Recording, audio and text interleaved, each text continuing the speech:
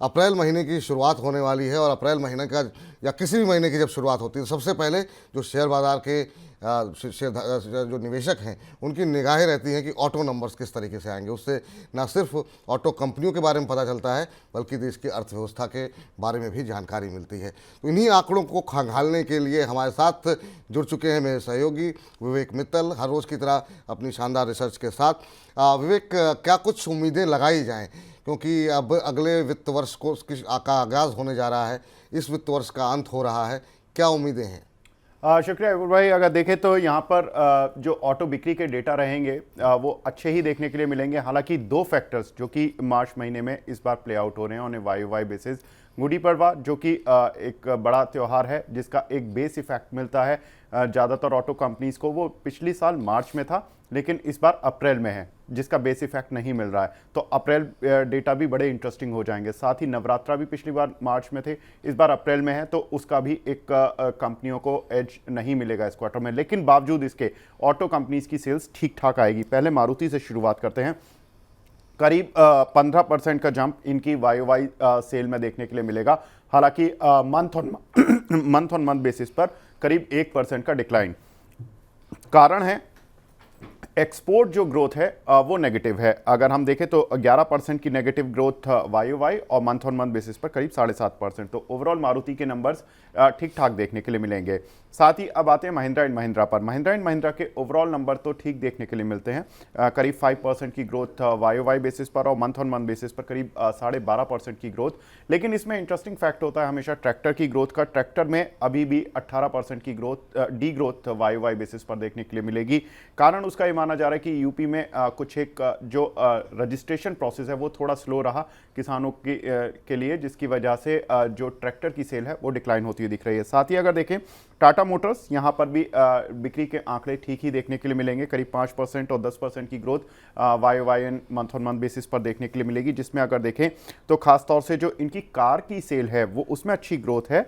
18% की growth Y basis पर देखने के लिए मिलेगी। साथ ही अगर देखें तो हीरो मोटो, अगर 3 व्हीलर्स में आते हैं तो हीरो मोटो की सेल्स में भी अच्छी ग्रोथ 5% और 16%। बजाज ऑटो की सेल में मंथ ऑन मंथ बेसिस पर थोड़ा सा डिक्लाइन है 3% का।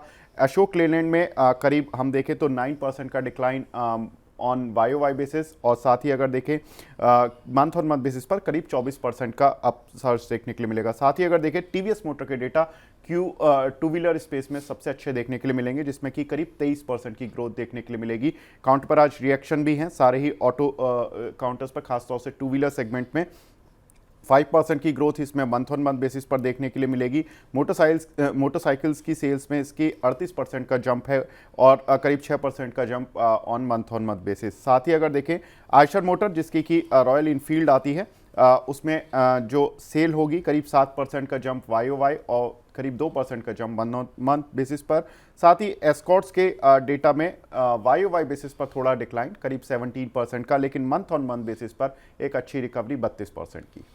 चलिए, तो ये आंकड़े निकल करके आते हुए अशोक लेलैंड ने काफ़ी अंडर परफॉर्म किया है और अभी भी जो है यहाँ पर 9% के आसपास सेल्स जो है पिछले साल के मुकाबले घटती हुई दिखाई दे रही है, जो अनुमान लगाया जा रहा है।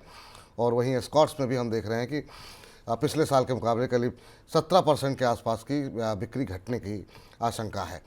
अरुण सर, ऑटो सेक्टर पे आपकी राय जानना चाहते हैं और साथ ही साथ अभी जो नंबर्स अभी विवेक ने बताए उनको देखते हुए क्या ऑटो शेयरों में कोई स्ट्रेटजी प्लान की जा सकती है, और की जा सकती है तो कौन से आपके पसंदीदा शेयर होंगे?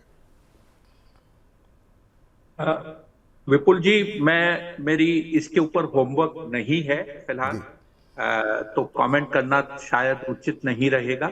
लेकिन मोटा मोटी ये समझा सकता हूं कि ऑटो में जो सीजनैलिटी फैक्टर थोड़ा सा हुआ है कि गुड़ी पड़वा जो थोड़ा सा डिले हुआ है पिछले साल के कंपैरिजन में, ये सब देखते हुए ये एक छोटा सा फर्क होता है और उसका इम्पैक्ट बड़ा हो जाएगा क्योंकि साल बदल गया है।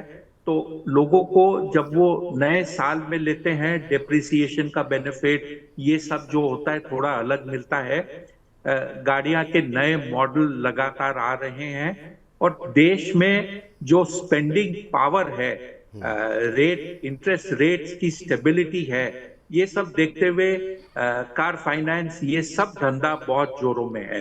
तो मेरे ख्याल से जहां तक नंबर्स का सवाल है, छोटे मोटे करेक्शंस हो सकते हैं, लेकिन ऑटो कंपनी का प्रदर्शन कहीं पे भी नेगेटिव देखने को नहीं मिलेगा।